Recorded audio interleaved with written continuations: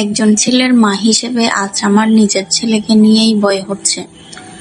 Recent পাকিস্তানে 18 মাসের একটা ছোট্ট মেয়ের সঙ্গে যে ভয়ঙ্কর ঘটনা ঘটেছে সেটা যতবার চোখের সামনে আসছে ততবার বুকটা কেঁপে উঠছে। কারণ আমিও একজন মা। বারবার নিজেকে সেই ছোট্ট মেয়েটার মায়ের জায়গায় বসিয়ে ভাবছি, একজন মা কিভাবে এই কষ্ট সহ্য করছে। আমরা কি সত্যি এমন একটা পৃথিবীতে বাস করছি যেখানে একটা ছোট্ট শিশুও নিরাপদ নয়? মেয়েরা কি সত্যিই কোথাও নিরাপদ নয়?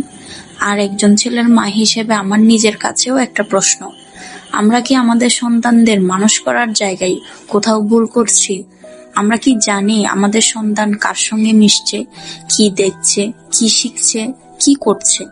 শুধু মেয়েদের নিরাপত্তা নিয়ে ভাবলেই হবে না, আমাদের ছেলেদেরও ছোটবেলা থেকেই সম্মান, সংযম, ভালো মন্দের শিক্ষা এবং নারীর প্রতি শ্রদ্ধা শেখাতে হবে। আইন যত কঠোরই হোক, মানুষের মনে যদি অপরাধের ভয় আর বিবেক না থাকে তাহলে এমন ঘটনা কিভাবে বন্ধ হবে? আমি শুধু চাই এই নিষ্পাপ শিশুটির জন্য ন্যায় বিচার হোক। অপরাধীরা যেন কোনোভাবে পার না পায়।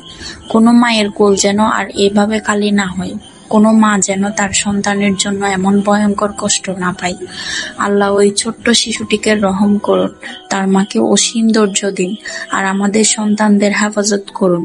সঠিক মানুষ হিসেবে গড়ে তোলার তৌফিক দিন। আমিন।